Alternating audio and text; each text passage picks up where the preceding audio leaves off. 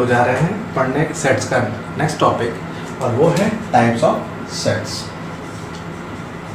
Types of sets. Sets के बारे में हमने जान लिया है कि सेट्स क्या होता है और उसको रिप्रेजेंट कैसे करते हैं, but this time we are going to learn about the types of sets, कि सेट्स कितने टाइप्स के होते हैं। सेट्स के टाइप में अगर बोला जाए तो फर्स्ट टाइप अगर हम लिखते हैं तो empty set,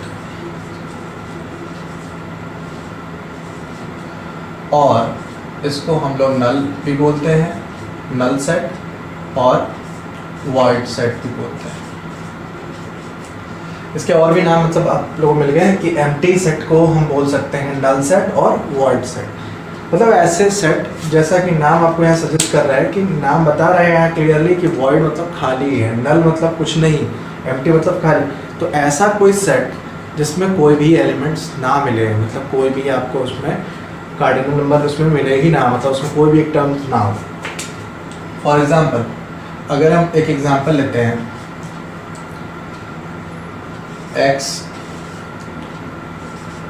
x belong to R, x belong to R and x square is equal to -2।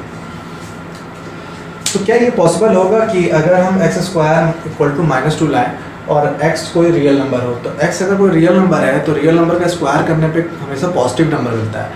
तो यहाँ तो हमें नेगेटिव चाहिए, तो ऐसा कोई पॉसिबिलिटीज आपको मिलेगा ही नहीं। तो जब आप करेक्शन करने चलेंगे तो ऐसा कोई जो टर्म ही नहीं मिलेगा, तो ऐसा सेट कहलाएगा एम्प्टी सेट। तो इसमें आपको कुछ नहीं मिलेगा, यानी वॉइड होगा वो। तो ऐसा सेट आपका एम्प्टी सेट या नल या वॉइड सेट कहलाएगा। क्लियर ना? नेक्स्ट आपका हो जाएगा सिंगलेटन सेट। सिंगलेटन सेट, अब सिंगलेटन सेट को समझते हैं। ऐसा नाम यहाँ देखिए, सिंगल की बात हो रही है, यानी कि उसमें सिर्फ एक एलिमेंट होगा, सिर्फ एक एलिमेंट। जैसे कि अगर हम कोई सेट ले रहे हैं ए, तो सेट में सिर्फ एक एलिमेंट, जैसे कि ए ले लिए, या फिर इसको आप मन समझिए, या 1 ले लिया, 2 ले लिए, सिर्फ एक एलिमेंट होगा। ठीक है, इसमें सिर्फ एक ही टर्म आपको मिलेगा, उसके अलावा और कोई एलिमेंट नहीं होगा। थर्ड है आपका फाइनाइट सेट। ये फाइनाइट सेट का मतलब ये है कि इसमें जो नंबर ऑफ एलिमेंट्स होंगे, यानी जो इसमें एलिमेंट्स आपका जो भी टर्म्स यूज़ हो रहा है वो सारे के सारे फिक्स होंगे। ठीक है, देखो इसमें आप एग्जांपल ले सकते हैं कि इसमें या तो एम्प्टी होगा वो सेट, और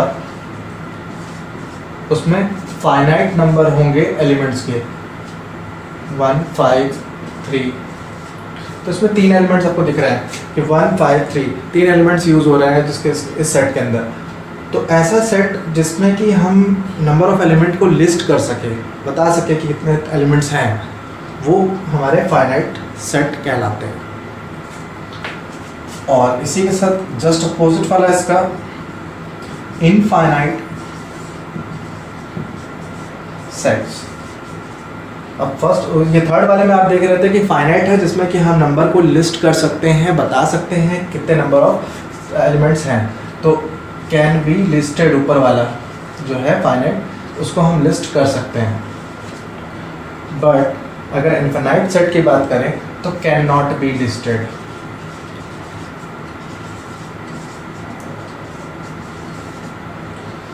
It means you can't find the number of element in the given set. It has infinite number of elements. For example, you can take set of natural number which is denoted by n. तो n natural number है, उसको आप denote कर रहे हैं किससे? Natural number को हम n से डिनोट कर रहे हैं, और यहाँ पे इसमें एलिमेंट्स कितने होंगे? तो एलिमेंट्स जितने काउंटिंग नंबर होते हैं वो सारे आप लिखेंगे यहाँ पे। तो उसको बाय सेपरेशन ऑफ कॉमा, तो 1, 2, 3, 4, अब कहाँ तक जाएंगे? जितने काउंटिंग नंबर हैं काउंट कर सके जहाँ तक। तो इसमें हम सारे नंबर को लिस्ट नहीं कर सकते हैं, तो डॉट डॉट डॉट से रिप्रेजेंट कर दिया हमने कि बाकी नंबर्स इसके आगे कंटिन्यू है। ठीक है, तो इसमें हम जो भी एलिमेंट्स है उसको हम लिस्ट नहीं कर सकते। ये एलिमेंट की बात हो रही है, यहाँ पे कैन बी लिस्टेड कर सकते हैं और इसमें कैन नॉट बी लिस्टेड। ये बातों को अगर ध्यान रखेंगे तो आप इजीली समझ सकते हैं कि फाइनाइट इनफाइनाइट है क्या। ठीक है, तो इसके आगे अब दूसरा 1 2 3 4 4 आपको मिल चुके हैं कि सेट्स टाइप। अब आगे हम देखते हैं कौन कौन से सेट और होते हैं।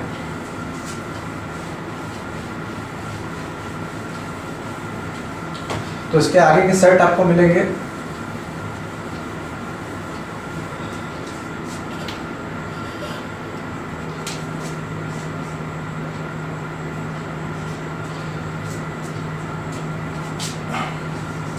Equivalent sets.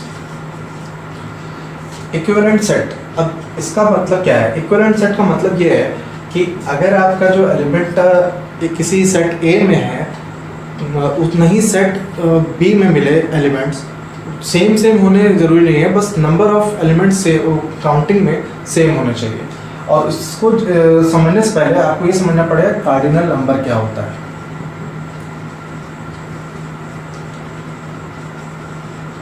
कार्डिनल नंबर, इसको अभी इरेज कर देंगे, फिलहाल बस समझ लीजिए कार्डिनल नंबर है क्या। तो कार्डिनल नंबर ये है कि number of elements in a given set, किसी सेट में कितने नंबर ऑफ एलिमेंट्स हैं या कितने टर्म्स इसमें आ रहे हैं। ठीक है, ऑर्डर ऑफ सेट ए, कि सेट का ऑर्डर क्या है उस चीज़ को समझ लेते हैं। जैसे समझ लीजिए इसको हम रिप्रेजेंट करते हैं एन ए से रिप्रेजेंट, ये नंबर को शो कर रहा है और ये सेट को, तो कितने एलिमेंट्स हैं सेट ए में उसको रिप्रेजेंट करने के लिए। तो अगर हम मान लीजिए हम लिखते हैं सेट ए, इसमें हम लिख दिए ए एफ डी एल, तो इसमें नंबर ऑफ एलिमेंट्स कितने हैं? तो देखिए 1 2 3 4 एलिमेंट्स है। तो cardinal number of this set is 4। Clear है? इसमें कितने एलिमेंट्स है बस इसकी बात करनी है, तो उसको हम रिप्रेजेंट करते हैं नंबर ऑफ मतलब एन से रिप्रेजेंट करते हैं और ब्रैकेट में सेट को लिख देते हैं। तो इस यही उसका कार्डिनल नंबर होता है। Cardinal number of set A is 4। Clear है? तो अगर हम इक्विवेलेंट सेट की बात करें तो ऐसा कोई सेट, दो या दो से अधिक सेट जिसके कार्डिनल नंबर सेम हो। For example, if we take a set A having elements 1 5 3 8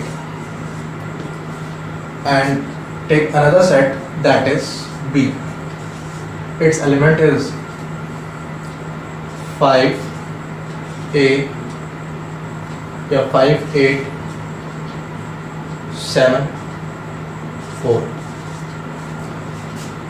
okay, तो आप यहाँ देखिए कि सेट ए और बी में नंबर ऑफ एलिमेंट्स इसमें 4 आपको मिल रहा है, यानी इसका कार्डिनल नंबर जो है, cardinal number of set A is equal to cardinal number of set B.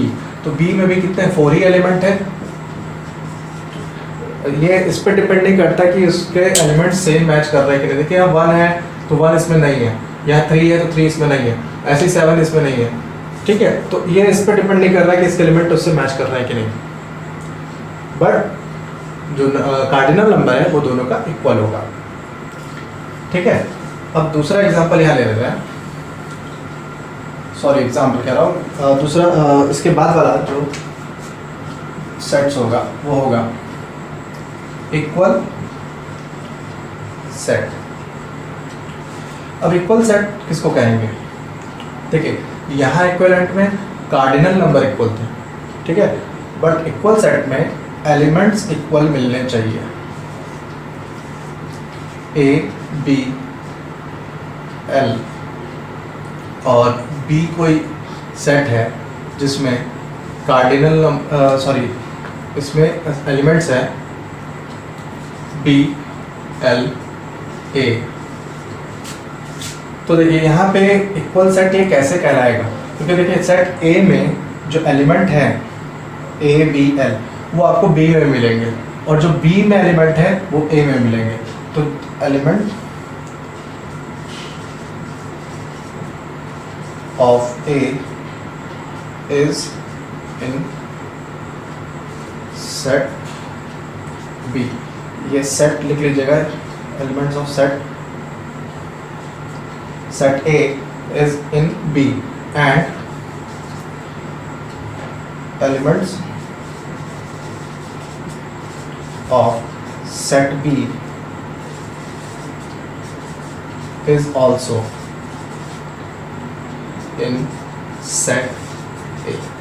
मतलब ये कहने का है कि A का जो एलिमेंट होगा वो आपको B में मिलेगा, B के सेट में, और B के सेट में जो एलिमेंट है वो A में मिलेगा। तब ऐसे सेट को हम कहेंगे इक्वल सेट। और इक्विवेलेंट में कार्डिनल नंबर इक्वल होते हैं, दोनों में डिफरेंसेस क्लियर है, ठीक है। अब यहाँ देख लीजिए कार्डिनल नंबर इसका और इसका इक्वल मिल रहा है, इसका कार्डिनल नंबर 3 है, इसके भी कार्डिनल नंबर 3 है, बट इक्वल उस केस में होगा जब एलिमेंट्स इक्वल होंगे। यहाँ कार्डिनल नंबर सेम है पर क्या एलिमेंट्स मिल रहे हैं, तो एलिमेंट्स इसमें नहीं मैच कर रहे हैं। तो एलिमेंट्स मैच नहीं कर रहे हैं यानी कि B का जो एलिमेंट है वो A में नहीं मिल रहा है, A का एलिमेंट जो है वो B में नहीं मिल रहा है, इस वजह से ये इक्वल नहीं होगा। क्लियर है?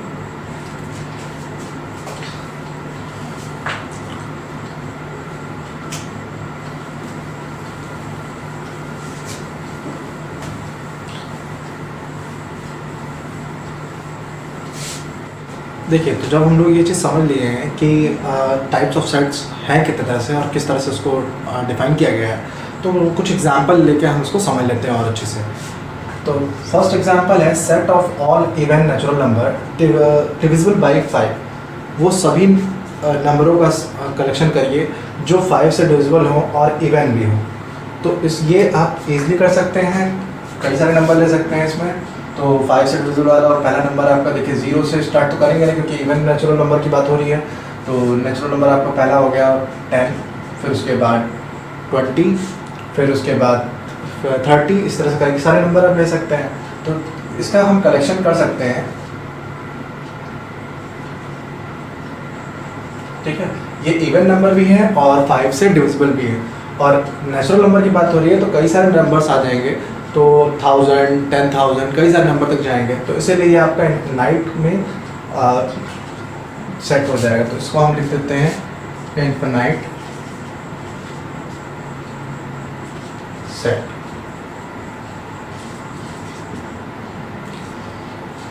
ठीक है, ये हो जाएगा आपका आंसर इनफिनाइट सेट। अब सेकंड एग्जांपल लेते हैं। सेकंड एग्जांपल में दिया हुआ है कि x किससे बिलोंग कर रहा है, तो x बिलोंग कर रहा है इंटीजर से, और ये जो x है वो लेस देन 5 है। तो इसमें अब हम क्या लिखेंगे, तो इसका आंसर हो जाएगा, देखिए इसमें हम इंटीजर की बात कर रहे हैं तो लेस देन 5 बहुत सारे नंबर ले सकते हैं। तो 5 से छोटे इंटीजर्स तो आपके कौन से आएंगे, 5 से छोटे हो जाएंगे 4, 3, 2 और इसके पहले के बहुत सारे नंबर, ठीक है। तो ये भी क्या हो जाएगा, इनफिनाइट। अगर फाइनाइट इसको बनाना है तो यहाँ पे अगर हम ये कर देते नेचुरल नंबर, तब ये फाइनाइट आराम से हो जाता है क्योंकि इसमें स्टार्ट होता है हमारा 1 से। और यहाँ पे क्या है, यहाँ हमें दिया हुआ है कि z यानी इंटीजर, तो ये भी इनफिनाइट हो गया। फिर दूसरा एग्जांपल लेते हैं a। इसमें 2 एलिमेंट हैं, यानी इसमें आपका जो एलिमेंट है 2 है 3 है। और दूसरा दिया हुआ है ये सेट b जिसमें x का कंडीशन बताया कि x सॉल्यूशन है इस इक्वेशन का। तो क्वाड्रेटिक इक्वेशन हम लोग पिछले क्लास से पढ़ चुके हैं, तो इजीली हम लोग फाइंड कर सकते हैं कि x² - 5x + 6। तो इसको आप अगर फैक्टराइज कर लेते हैं तो इसका वैल्यू आपको मिल जाएगा x - 2 x - 3। तो x = 2 and 3। तो x की 2 वैल्यू मिल रही है 2 और 3। देखिए यहाँ इसके एलिमेंट्स हो गए और यहाँ भी क्या है 2 एलिमेंट्स हैं। तो क्या दोनों सेट मैच कर रहा है, बिल्कुल मैच कर रहा है। तो ये कहलाएंगे equal set, equal set. A and B are equal set. और फिर फोर्थ एग्जांपल लेते हैं, set of all even prime number. तो ये बताइए कि अगर हम प्राइम नंबर काउंट करना स्टार्ट करें तो 2 से करते हैं, तो 2, 3, 5, 7। तो 2 हमारा बस इवन नंबर होगा, इसके अलावा जितने भी नंबर्स हैं वो आपके इवन नहीं होंगे।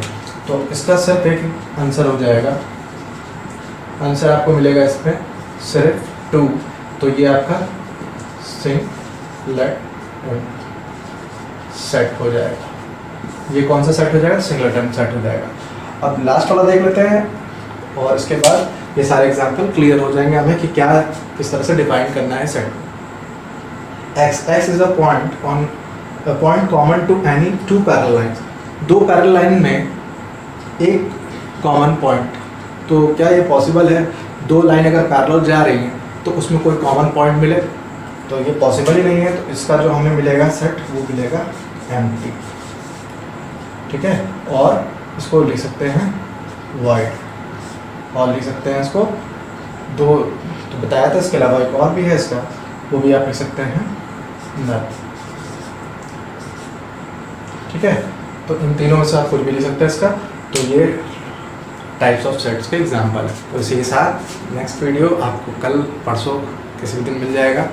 और यहाँ तक जितने भी आपको न्यूमेरिकल्स मिले नेट से सर्च करके आप इससे जो डिपेंडेंट क्वेश्चन है वो आप सॉल्व कर सकते हैं, ठीक है। और तब तक के लिए गुड बाय।